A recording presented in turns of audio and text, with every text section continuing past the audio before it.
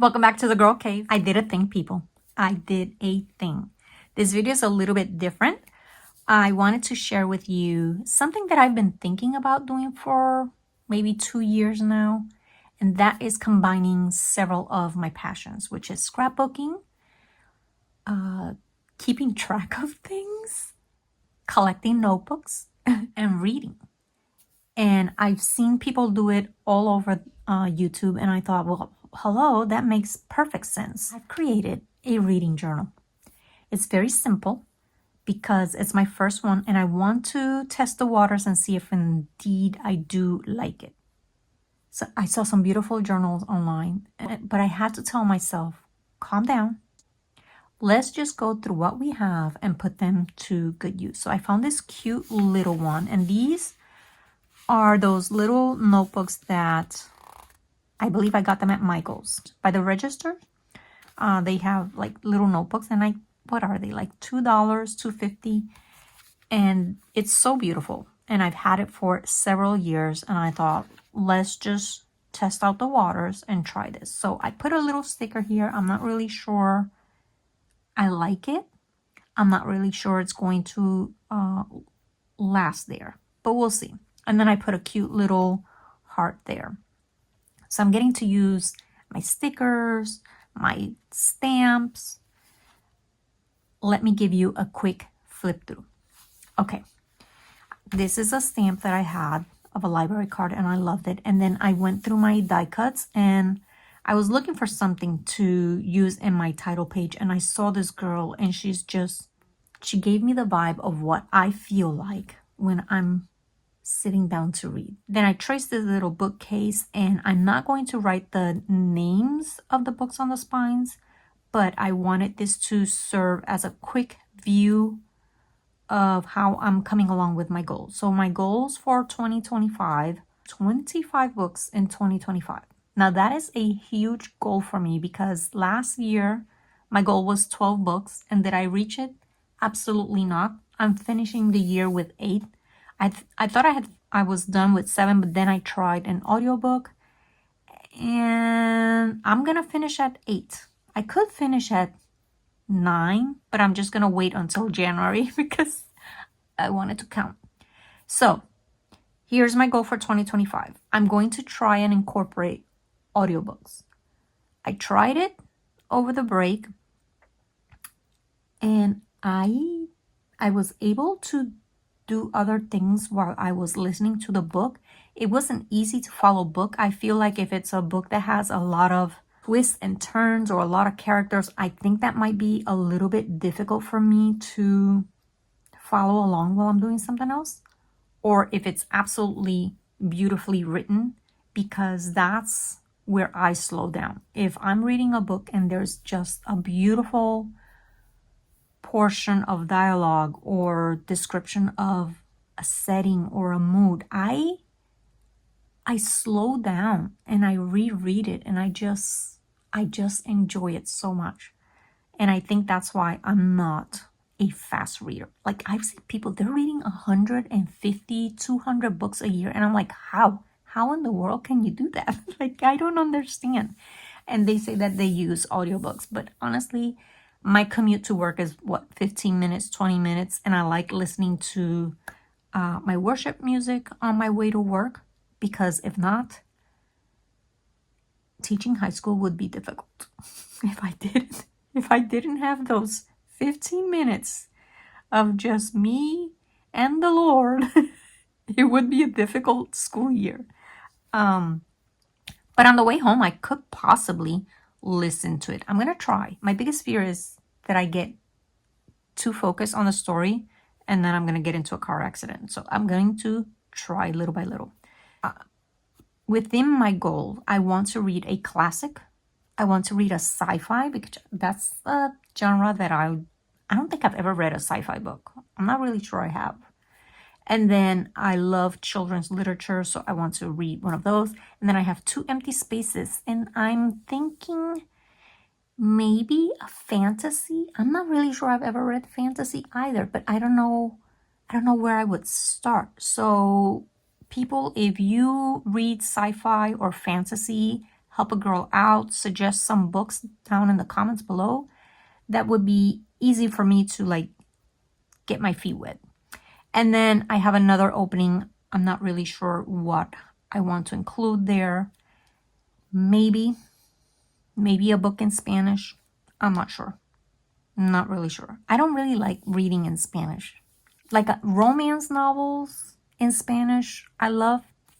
They're beautifully written, but I've read other books in Spanish and they don't do anything for me. I don't know what it is. I just don't know what it is. But I'm going to color code these, gray for a physical book, red for ebooks, and then blue for audiobooks. I don't have a Kindle reader, but I do use my iPad and I have the Kindle app there. I like it because I can download books from the library onto my iPad. What I don't like about it is I can't really take it with me because it is heavy. And if I'm outside during the summer, it heats up really quickly and I can't, like it shuts down. So we'll see. I have a page here for my reading data because you know that's one of the things that I love is keeping track of things. In each circle, I'm going to keep track of how many books I read, how many pages, and the time. I want to see how much time I invest in reading. And then I'll add them all up and have my yearly data. Then I'm going to my goal is to have a 2-page spread for each book that I'm reading. This is where I'm going to incorporate my love of scrapbooking. Here I'm going to put the title of the book, the author. I'm going to put the genre here. And then I'm going to keep track of like when did I start the book, the format of the book, how many pages, and how much time I devoted to reading that book. And then I'm going to give it a rating here. And I'll talk about the rating in a minute. And then this is the best part. I'm going to decorate this 2-page spread with the cover of the book. And I'm going to quotes that I love from the book. I'm going to write them down and maybe a quick summary and any stickers that I feel might give me the mood and feel of the book. That's my goal. So I'm going to do a 2-page spread, hopefully, for each book. Hopefully they're good enough to have a 2-page spread. Otherwise, it'll end up being just one. And then on the back, I put a page of genres that I'm hoping to explore throughout my reading this year. Am I going to read all of them? Probably not. Most definitely not. But I love children's books. I just love them. Young adult books I like as well. Probably because I taught language arts in middle school. Fantasy I want to try. Historical fiction I do enjoy. I love horror. I love humor. I love mystery. I've never read a book on mythology. Poetry I do not like, but if a book comes my way, if it's short, I might read it. Realistic fiction is probably the meat and potatoes of what I read. And then science fiction, I want to really try it this year.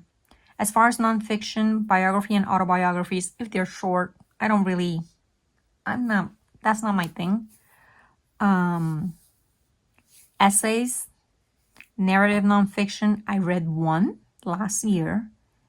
And to my surprise, it was really good. I enjoyed it. It was Terrible Typhoid Mary. And I really love that book. And then speeches. Here is how I'm going to rate my reading. So I will give it a 5-star if it gave me the feels. Like it made me cry, it made me laugh out loud, or maybe my heart was pounding as I read it, or I was completely shocked by something in the book. That will be a 5. A 4 will be a good book, easy to read and a quick read. No feeling of, I don't want to read. Like, okay, I'm going to read it. So the one that I'm reading right now, which is an audiobook, so I don't know if I should say that I'm reading it.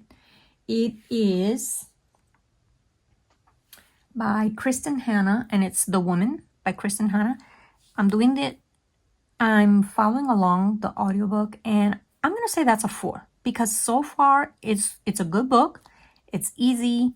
I can work while I'm listening to it, but it's not, I've not had any of these feelings. A 3 will be an all right book. Sometimes it's boring, sometimes it's too slow to read, and I can walk away from it and it's okay.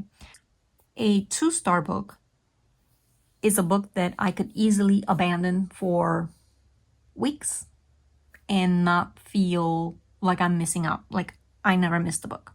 And A1, and I've read several ones, are books that are extremely painful to get through. They feel like a chore. Last year I read one. Oh my gosh, I think it took me a year and a half to read that book. It was a book that I was challenged to read, and let me tell you, it truly was a challenge. I did not like it. And The Quest for the Holy Grail, it was really bad. It was really bad. And I read A1. It was a Spanish book. I don't even remember the name of it. It was about a jaguar, and it was horrible. I don't even remember the title. I just remember how much it cost me to finish it. And then here I have a spot for my to be read books. And this is where you come in. Please suggest some titles for sci-fi, fantasy, and if you want to suggest a book from any other genre, like a mythology book, I've never read those. Something that's easy, that's going to pull me in and maybe want me to really get started on that genre.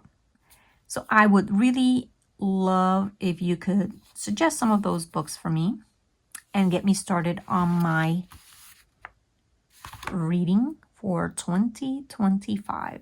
I think I can do it because this year is going to be a big year for me. I retire at the end of the school year, and I'll definitely have a lot of free time.